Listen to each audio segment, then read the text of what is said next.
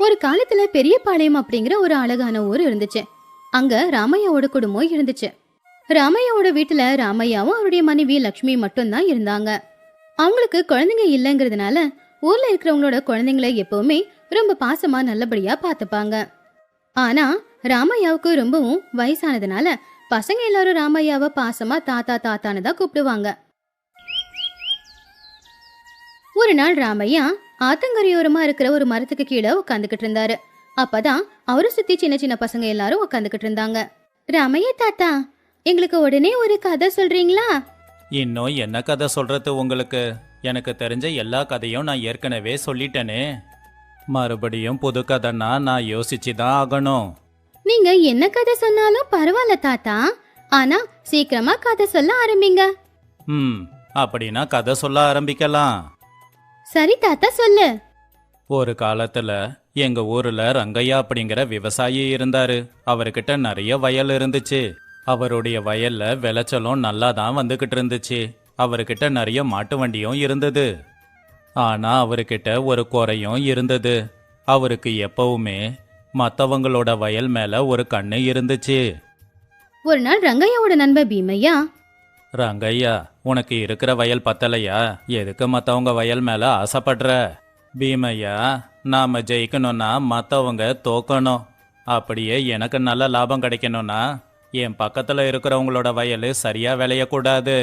இது ரொம்ப தப்புடா. நாம வளரணும்னு நினைக்கும் போது மற்றவங்களும் வளரணும்னு நினைச்சாதான் சரியான வெற்றி கிடைக்கும்.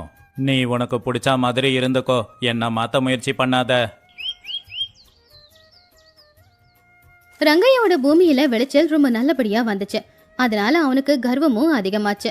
அதனால ஊர்க்காரங்க வயல் எல்லாத்தையுமே புடுங்கிக்கணும் அப்படிங்கிற ஆசை அதிகமாச்சு. ஒரு நாள் அந்த ஊரை சேர்ந்த விவசாயிங்க பயிரிடுறதுக்கு தேவையான உரம் விதை எல்லாம் வாங்கிக்கிட்டு இருந்தாங்க. அப்பதான் ரங்கையா அங்க ஒரு கூடை எடுத்துக்கிட்டு வந்து பீமையா கிட்ட, என்ன ரங்கையா, இந்த வருஷம் விளைச்சல் ரொம்ப நல்லா வந்துச்சாமே, உனக்கு நிறைய லாபம் கிடைச்சதுன்னு எல்லாரும் பேசிக்கிறாங்க. ஆமா பீமையா, அரிசி மட்டும் இல்ல, இந்த தடவை கெவுரு கோதுமைன்னு எல்லாமே நல்லா விளைஞ்சிருக்கு. நிறைய லாபம் கிடைச்சது. விளைச்சல் நல்லபடியா வந்ததுக்கும் உனக்கு லாபம் கிடைச்சதுக்கும் கடவுளுக்கு நன்றி சொல்லணும். ஆனா நீ எப்பவும் மத்தவங்க வயலை புடுங்கறதுலயே குறியா இருக்கியே. சரியா விளைய வைக்க தெரியாதவனுக்கு எதுக்கு பூமி? ஆனா நான் அதுல நல்லா விளைய வைப்பேன். திறமசாலிங்க மட்டும்தாண்டா இங்க விவசாயம் பண்ணணும். ஒரு நாள் ஊர் தலைவர் ராமையாவை ரங்கையா பார்த்தா. ஐயா ராமையா, நம்ம ஊர்ல இருக்கிற திருப்பதி ஐயப்பனோட மாந்தோப்பு பாக்குறதுக்கு காஞ்சி போய் கிடக்குது. தாங்க மாதிரி இருக்கிற பூமிய அவங்க வீணாக்கறாங்க. எப்பவுமே விளைச்சல் ஒரே மாதிரி இருக்காது. நீ பேராசைப்படாத. உன்கிட்ட பணம் இருக்கு, பூமியை வாங்குவ. ஆனா அவங்க அந்த ஒரு வயலை நம்பி தான் வாழ்ந்துகிட்டு இருக்காங்க. ஒரே ஒரு வாய்ப்பு கொடுங்க ராமையான. அவங்க தோட்டத்துல தான் எதுவும் சரியா விளையிலையே. பாவம், ஒருவேளை அவங்க பண கஷ்டத்துல கூட இருக்கலாம்ல. நான் அவங்களுக்கு உதவி பண்ணி அவங்களுக்கு கடவுளாய்க்கிறேன்.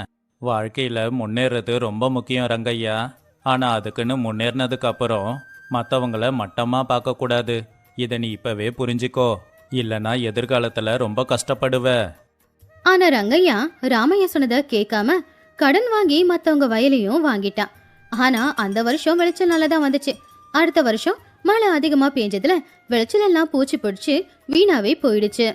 கடனை அடைக்க முடியாம ரங்கையா ரொம்ப கவலைப்பட்டான். உங்க பேராசையால இப்ப என்ன நடந்துச்சுன்னு பாத்தீங்களா? நான் எத்தனை நாளா சொல்லிக்கிட்டு இருக்கேன் அதிகமா ஆசைப்படாதீங்க அப்படின்னு. ஆனா நீங்க தான் பேராசைப்பட்டு எல்லாத்தையுமே நஷ்டமாக்கிட்டீங்க. இப்ப நம்ம பிள்ளைங்களோட நிலைமை என்னங்க? நான் பண்ணது என்னமோ தப்புதான். ஆனா இப்படி நடக்கும்னு எனக்கு தெரியாதே. அடுத்து என்ன பண்றதுன்னு எனக்கு புரிய மாட்டேங்குது. அப்படின்னா ஒண்ணு பண்ணுங்க. நமக்குன்னு கொஞ்சோண்டு வயலை வச்சுட்டு மிச்ச வயல் எல்லாத்தையுமே வித்து வர பணத்துல கடன் எல்லாத்தையும் தீத்துருங்க. வேற வழி இல்ல.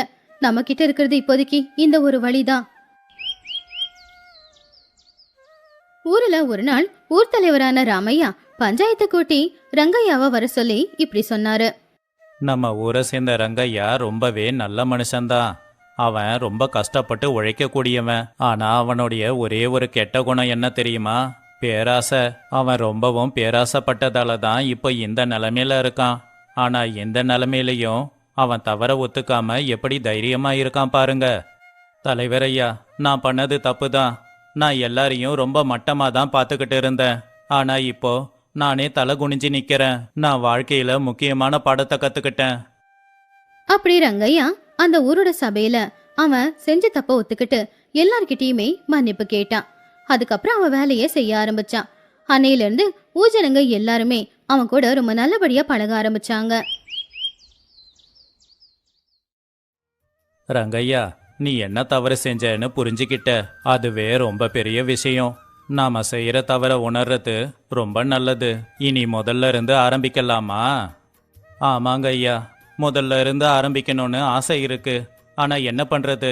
கையில பணமும் இல்ல, பூமியும் கிடையாது. இருக்கிறது நீங்க நல்லபடியா சொன்ன 4 வார்த்தைங்க தான். அது போதுமேப்பா. உன்னை பார்க்கும்போது என் மேல இவ்வளோ நம்பிக்கை வச்சிருக்கிறது எனக்கு ரொம்ப சந்தோஷமா இருக்கு. அப்படி ரங்கையா மறுபடியும் கஷ்டப்பட்டு உழைச்சி அவனுடைய வயல்ல வேலை பார்க்க ஆரம்பிச்சான். இப்ப அவன் மனசுக்குள்ள இருக்கிறது பேராசை இல்ல, தர்மத்தின் வழியில நடக்கணுங்கிற எண்ணம் மட்டும்தான். இப்ப உங்களை பாக்குறதுக்கு எனக்கு ரொம்ப சந்தோஷமா இருக்குங்க. இந்த வருஷம் நம்ம பசங்க படிப்பை நிப்பாட்டலான்னு நினைச்சுக்கிட்டு இருந்தோம். ஆனா அவங்க நல்லபடியா படிக்கிறாங்க. அதுக்கு காரணம் உங்களுடைய உழைப்பும் பொறுமையும் தான். நீங்க இப்படியே இருந்தாதாங்க வெற்றி உங்களை நோக்கி வரும். உண்மைதான் தேவி. இப்ப நான் யோசிக்கிறது எல்லாமே நல்லபடியா இருக்கணும். 4 பேர் கூட நல்லபடியா பழகணும். நம்மளால முடிஞ்சா 4 பேருக்கு உதவி செய்யணும். இப்படியே நாட்களும் போச்சு. ரங்கையா கஷ்டப்பட்டு உழைச்சான். அவனுடைய அந்த வயல்ல விளைச்சலும் ரொம்ப நல்லபடியாவே வந்துச்சு. அவனுக்கு ரொம்ப லாபமும் வந்துச்சு, மறுபடியும் நல்ல பேரும் கிடைச்சது. ஆனா இந்த தடவை அவனுக்கு கர்வம் மட்டும் இருக்கல. அப்போ ஊர் சபையில ராமையா இப்படி சொன்னாரு. ரொம்ப பெரிய மாற்றம். ரங்கையா இப்ப நம்ம ஊருக்கே வெளிச்சம் கொடுக்கற விளக்கா மாறிட்டான். இவனுடைய வாழ்க்கை இப்ப நமக்கெல்லாம் பாடமாயிடுச்சு. உண்மையான செல்வம் எதுன்னு அவன் சொல்லிட்டான். வேற எனக்கு என்னங்கய்யா வேணும்? எனக்காக இந்த ஊர் இருக்கு, நீங்க எல்லாரும் இருக்கீங்க. என்னுடைய குடும்பம், என் பசங்க, இதுதான் என் சொத்து. நான் சந்தோஷமா வாழ்றதுக்கு எனக்கு இதுவே போதும். கேட்டீங்கல்ல பசங்களா, மனுஷங்களுக்கு எவ்வளவு இருந்தாலும் பத்தாது. ஆனா அது கொஞ்ச நாளைக்கு அப்புறமா தான் தெரிய வரும். கஷ்டப்பட்டு உழைச்சி முன்னேறவனுக்கு கர்வம் மட்டும் எப்பவும் தலைக்கேறிடக்கூடாது. நம்ம கிட்ட என்ன இருக்கோ அதை வச்சு நல்லபடியா வாழணுங்கிற எண்ணம் நமக்கு இருக்கணும்.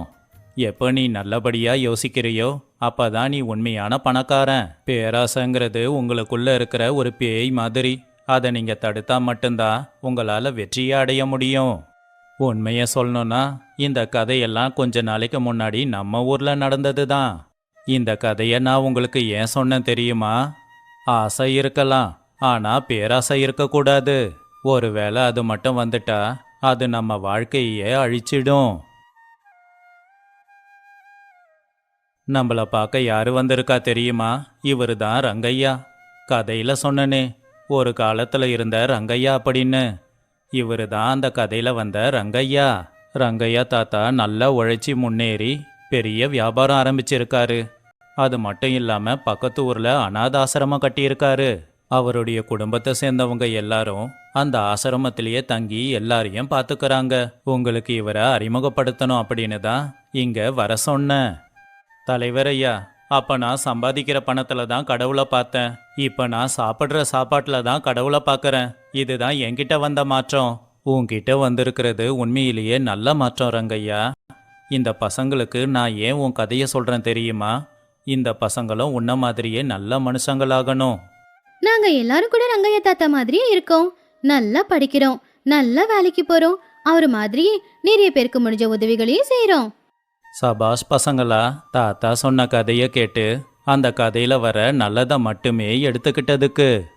இந்த கதையில இருக்கிற நீதி என்னன்னா, பேராசை மனுஷனை கெட்ட வழியில கொண்டு போகும். ஆனா கூடிய சீக்கிரத்துல அவன் செஞ்ச தப்ப புரிஞ்சுக்கிட்டு அவன் மனசை மாத்திக்கிட்டானா பணத்தை விட முக்கியம் என்னங்கிறது அவன் வாழ்க்கையில சீக்கிரமா புரிஞ்சுப்பான். எப்பவுமே பொறுமை, அடக்கம், இதுதான் வாழ்க்கையில வெற்றி அடைய காரணமா இருக்கும்.